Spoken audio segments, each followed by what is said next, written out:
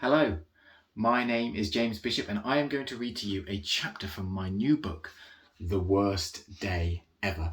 Now I'm going to be reading chapter 2, which is where Milan Bletzelberger, one of the main characters from the book, introduces his home planet of Empathia. In chapter 1, he has landed on a planet called Kapow to get his hair cut, and he's in the salon there at the hairdresser's, telling everyone about his home planet and who he is. And that's where we pick the story up. Chapter 2, Empathia. Smack bang in the middle of the Emota Galaxy, just off Hyperspace Byway 42, sits a little yellow and red planet called Empathia. A place where the sun shines every second of every day throughout the year. A place where everything smells of candy floss and the sea tastes like cranberry juice.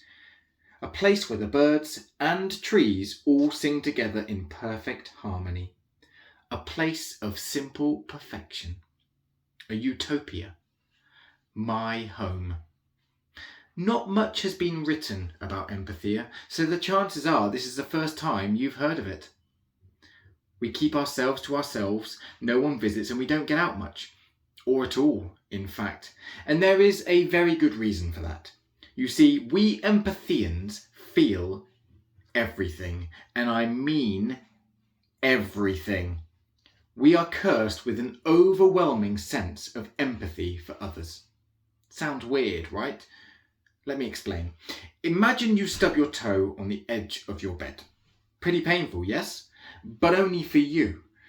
As you hop around screaming and shouting, rubbing the sore spot as if that would help. I mean, it really doesn't, does it? Chances are no one else really cares. If you lived on Empathia, however, we would be hopping around with you. We have so much empathy for others that we feel exactly what those around us are feeling, from complex emotion to stubbed toes. It is exhausting. The worst part is that our empathy senses are super sensitive. I can pretty much feel everything that anyone is feeling across an entire planet at the same time. Imagine that. It's Krugel-tastic. That is why everyone back home is really nice to each other, no matter what. That way, no one ever feels bad, because if just one person feels bad on Empathia, everyone feels bad. As I said, I am a bit of an expert on bad days, and here's the thing about them. Something I've learnt on my travels. All bad days begin with a stubbed toe. I don't understand why bad days follow stubbed toes any more than I understand why the people of planet Foot Rubberless greet one another by rubbing each other's feet for 15 minutes, but it's an indisputable fact. It's really quite a strange greeting, I should point out, and particularly problematic if you're running late for something and you happen to see someone you know across the street. It's like the old saying goes, if you hear a tale of woe, the chances are they stubbed their toe.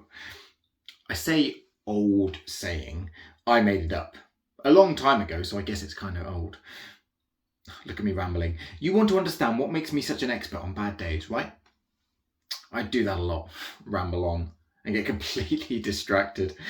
It reminds me of this time I was on a planet made entirely of cucumbers, came up against an army of robotic koalas, and I was armed with only a banana and a small pebble. I'm doing it again. You don't want to hear about that. You want to hear about me, right? Makes a change. Most people don't give two feathered toads about me, considering my mum and dad are the king and queen of Empathia. Feathered toads are, as you probably guessed, toad-like creatures covered in feathers. It's commonly agreed across the universe that they are pretty much the worst gift you can receive because they are so sticky and feathery that within seconds of holding one, you are completely covered in their feathers, which just so happen to smell like vomit. To my parents' credit, they are the reason that Empathia is such a lovely place to live. They have tried hard to ensure that everyone gets on and that no one causes any pain to anyone else. Otherwise, the whole planet would fall apart. After years of training as a society, we reached a sort of, I guess you could call it, a utopia. A heaven. Now, nobody stubs their toes or does anything that would cause pain to anyone else. Everyone is just really, really nice to each other. It's pretty awesome. I guess it's the reason nobody ever leaves. I mean, What sort of idiot would ever want to leave a utopia? Not much of a spoiler here, but obviously me. Although that's not strictly true. Two people did leave a long, long time ago, and they certainly weren't idiots because they were my parents. You see, even though they'd created the perfect world, they had one small worry. What if other worlds weren't as lucky as ours? What if other life forms in the universe were in pain? Surely we had a duty as empatheians to help them. But don't worry, my parents took a whiz trip around the big old universe and reported back that everything was zoop, zap, zop. This basically means fantastic, super, amazing, etc. Zoop, zap, zop, Zoop, Zap and Zop are amazing singers on Empathia with hundreds of #1 songs. They are so good that if anything is deemed to be amazing, we just say their names. Oh, and they are trees. I mentioned that trees sing on our planet, right? So, now no one worries. The universe is doing pretty well. Apparently on their travels they even met the person responsible, Tanka Tanka Woo Woo, the Queen of the Universe. They told us she does a pretty fantastic job. They even brought back a signed poster of her for me that has hung on my bedroom wall for the best part of 1,000 years. She really is a sight to behold. She has shiny metallic skin with little specks of glitter in it that make her sparkle like a diamond. Bright yellow eyes that glare like blazing suns. She is tall and thin with a magnificently long neck that gives her a real sense of royal stature. Oh, and her hair. Her hair is amazing. A luxurious lavender colour. It looks more like water than hair, a difficult thing to pull off, and splashes against her shoulders in a seamlessly never-ending waterfall. She also has the most zoop zap zop spaceship in the entire universe. It's the only ship powered by actual Vansarian tech, which is the most advanced technology ever created. It's jet black, of course. All the best spaceships are jet black. After they met with Tanka Tanka Woo Woo and were satisfied the universe was in very good hands, they had time to stop off at a lovely little blue and green planet called Mylan for a holiday. There were lots of different creatures running around.